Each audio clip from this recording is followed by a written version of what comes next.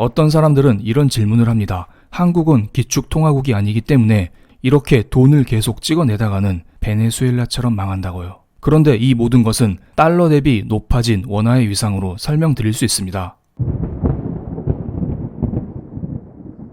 구독자 여러분, 안녕하세요. 블랙입니다. 오늘은 코로나 위기로 부동산은 하락할 수 있을까? 지금의 상승은 일시적일까? 모든 것은 달러 대비 원화의 가치로 설명된다 라는 제목으로 영상을 시작해 보겠습니다. 한국의 부동산 가격이 심상치 않습니다. 지금 이러한 부동산 가격을 두고 많은 사람들의 의견이 갈리고 있습니다. 어떤 사람들은 상승을 주장하고 있고 어떤 사람들은 하락을 주장하고 있습니다. 각자 나름의 논리로 주장을 펴고 있죠. 하지만 저 블랙은 유튜브를 시작할 당시부터 부동산 상승을 줄곧 외쳐왔습니다. 특히 저는 2019년 7월 2일 당군일에 역대급 버블 장세가 펼쳐진다. 버블 장세 투자 전략 가이드북 전격 공개라는 영상을 통해서 앞으로 여러분은 부동산, 미국 주식, 금 이 세 가지는 무조건 들고 가시라고 영상을 올려드렸었죠. 지금 와서 생각하면 제 말이 틀린 게 하나도 없습니다.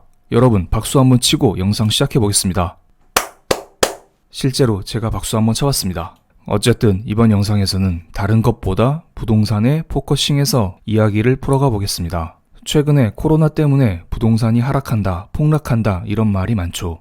제가 그래서 N 포털 사이트에 코로나 부동산이라고 쳐봤더니 연관 검색어로 폭락이라는 말이 딱 붙어있네요. 이것은 코로나 위기 당시 여러 전문가들의 향후 부동산 전망을 정리한 자료입니다.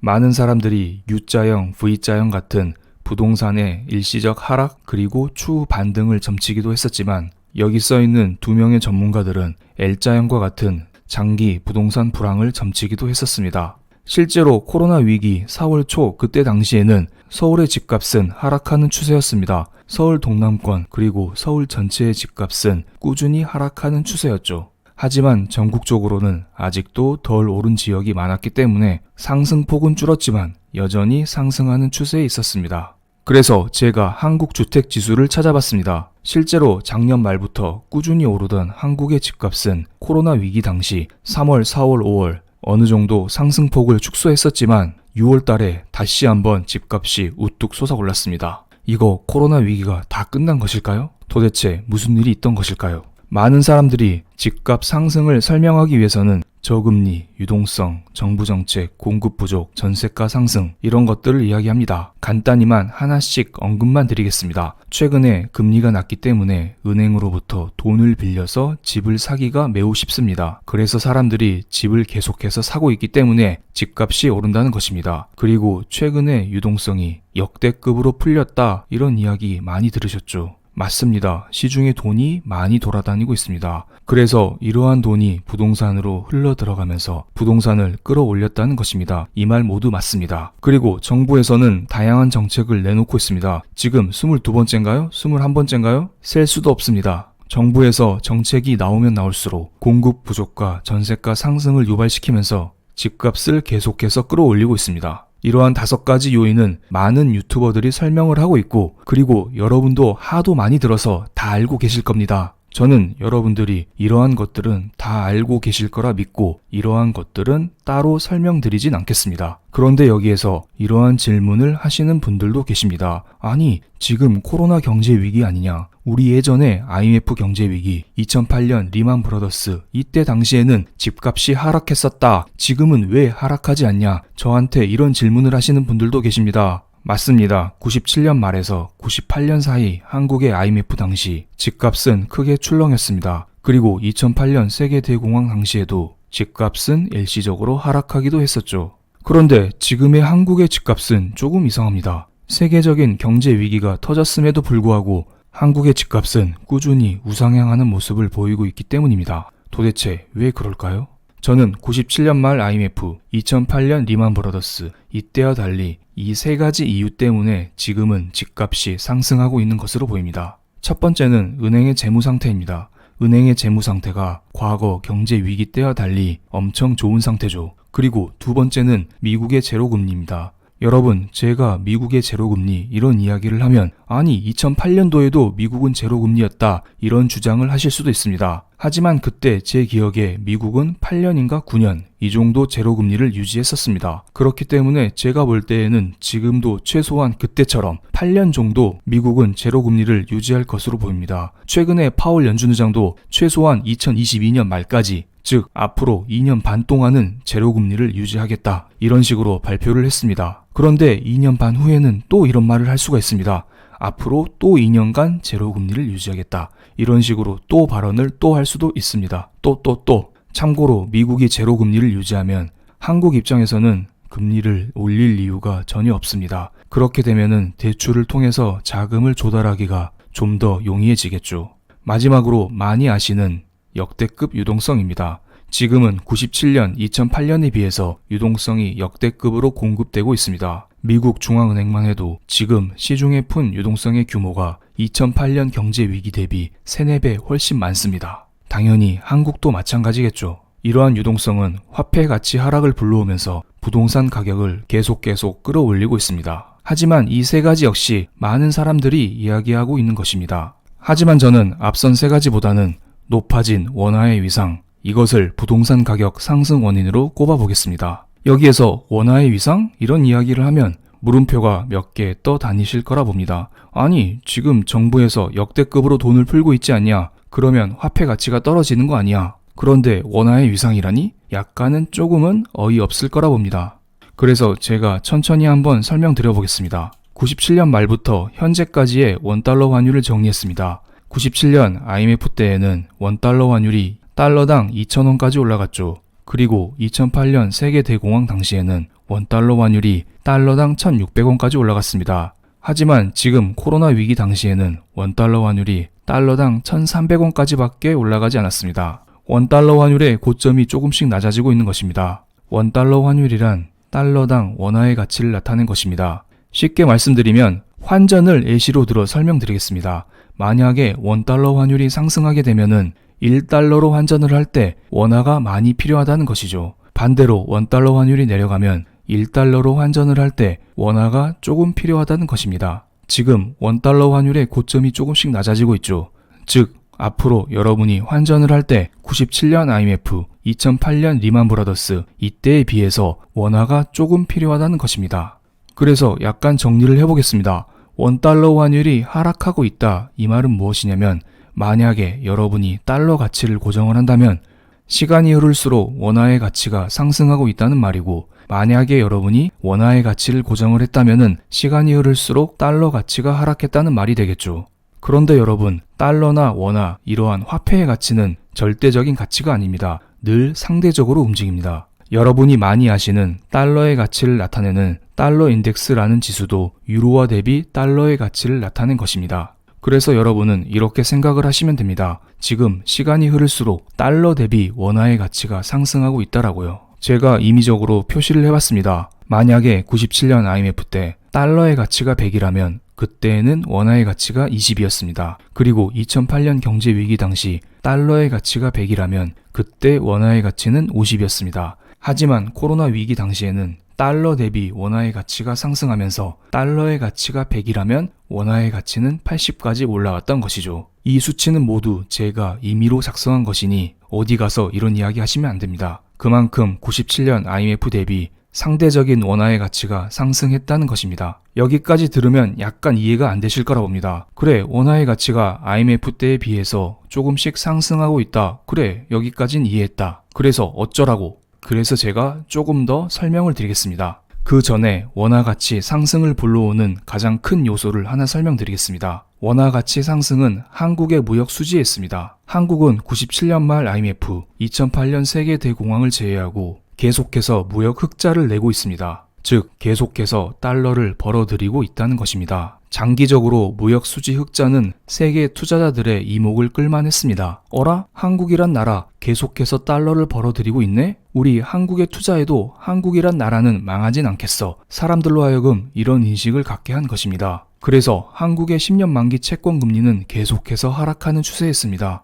채권 금리가 조금 어렵죠. 채권 금리를 아주 쉽게 설명드리겠습니다. 여러분, 살림살이가 어려우면 대출을 받죠. 그런데 이때 대출 금리가 사람에 따라 다릅니다. 만약 여러분의 신용 상태가 별로면 은행에서는 여러분에게 대출 금리를 높게 부릅니다. 하지만 여러분의 신용 상태가 매우 좋으면 은행에서는 여러분에게 낮은 대출 금리를 가지고도 돈을 빌려줍니다. 국가 역시 마찬가지입니다. 국가가 돈을 빌릴 때에는 채권 금리를 통해서 돈을 빌리게 됩니다. 이런 식으로 시간이 흐를수록 금리가 낮아졌다는 것은 세계적인 투자자들이 이제 한국이란 나라의 신용도가 높아졌으니 1%대의 낮은 금리로도 한국에 투자를 하겠다, 이런 식으로 생각을 하고 있는 것입니다. 그런데 여기에서 저한테 이런 말을 또 하는 사람이 있겠죠. 블랙, 요즘은 저금리 추세인 거 모르냐? 당연히 국채금리도 떨어지는 게 맞다, 이런 식으로요. 그런데 터키의 경우를 한번 살펴보겠습니다.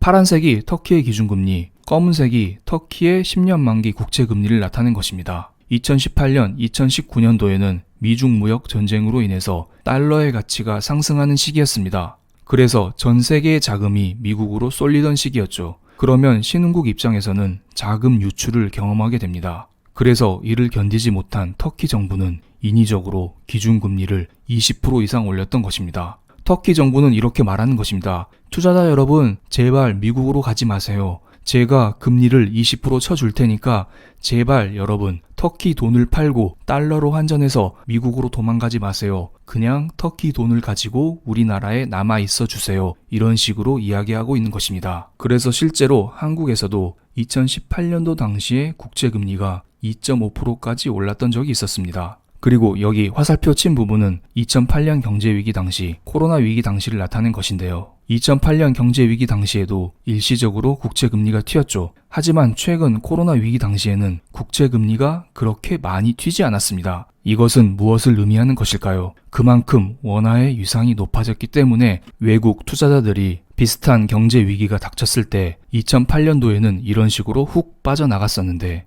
2020년도에는 빠져나가고 있지 않는 것입니다. 그만큼 원화의 위상이 상대적으로 높아졌다는 것이겠죠. 제가 그래서 97년 말 IMF 경제위기, 2008년 리만 브라더스 당시 한국의 예금 금리를 살펴보겠습니다. 97년 말에는 예금 금리가 18%까지 올랐었네요. 그리고 2008년 당시에는 예금 금리가 6%까지 올랐습니다. 경제가 어려우면 어려울수록 한국은행은 예금 금리를 높게 해주면서 사람들로 하여금 야, 제발 너네들 달러로 환전하지 말고 원화 상태로 가지고 있어. 우리가 이런 식으로 금리를 18%나 쳐줄게. 제발 부탁이야. 이런 식으로 말하고 있습니다. 그런데 요즘 은행 가보세요. 예금 금리 몇 프로죠? 1% 되나요? 저는 요즘에 저축을 하지 않아 잘 모르겠습니다. 그만큼 과거 대비 원화의 위상이 높아졌다는 것입니다. 한국은행 입장에서는 아쉬울 게 없는 거죠. 물론 여전히 달러 대비 원화의 가치는 당연히 낮습니다. 그렇기 때문에 이번에 코로나 위기 당시에 환미 통화 사업을 통해서 달러를 조달했던 것입니다.